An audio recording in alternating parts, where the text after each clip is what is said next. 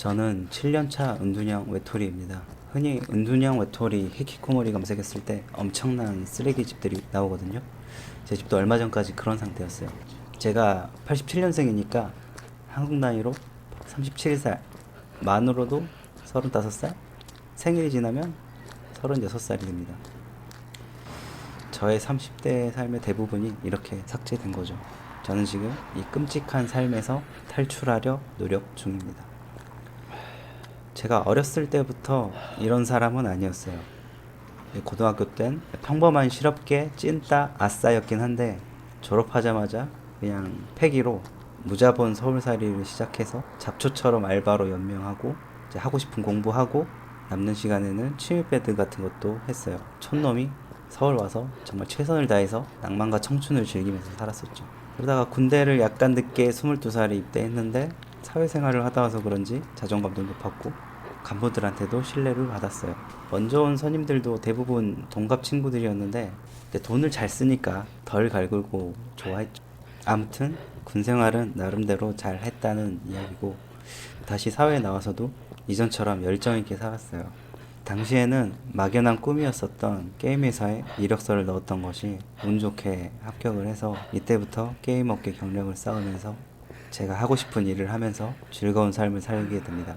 이제 회사에서도 여러 사람들에게 어느 정도 실력을 인정받았고 같이 일하는 부서의 사람이 아니어도 이름 정도는 누구나 알고 지나가는 인사할 수 있는 그런 사람이 되어 있더라고요. 이제 과거의 동료들이 말하기를 저는 늘 웃고 긍정적이었고 친절했고 바르고 좀 건강한 모습이었다고 해요. 저는 아무튼 저도 그렇게 보이려고 노력도 했고 그러다 보니까 여자친구도 생기더라고요.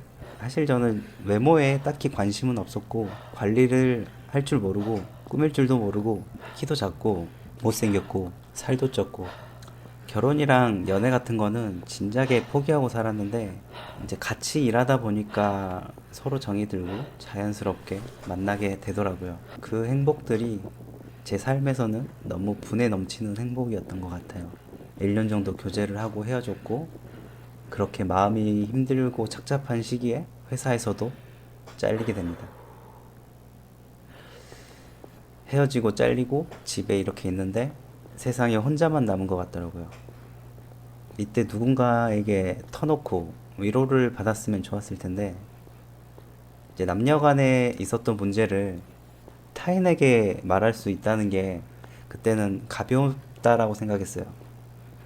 매너라고 생각했어요. 말하지 않는 것이. 그래서 혼자서만 온갖 생각들을 반복하다가 빨리 상처를 털어낼 수 있던 시기를 놓쳐버린 것 같아요. 우울함과 무기력이 가득 차서 집에서 그냥 정말 아무것도 안 했어요. 누워서 그냥 잠만 자고 눈물이 나면 울고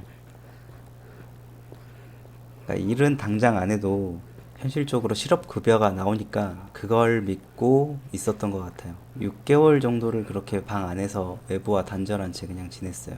전에 회사 동료들이 이제 카톡이나 전화로 직장 구했냐고 지금 어떻게 지내냐고 일자리를 제안해도 아 괜찮다 허세 부리면서 더 좋은 직장을 알아보고 있다라는 식으로 안부를 묻는 연락을 해도 일부러 잘 받지도 않았어요. 그렇게 혼자 삭히면서 쉬면 나아지겠지 싶었는데 진짜 아무하고도 대화를 안 하고 그렇게 혼자 지내니까 시간이 가도 가는 게 아니고 상처가 아물지 않고 마음이 곪고 있더라고요.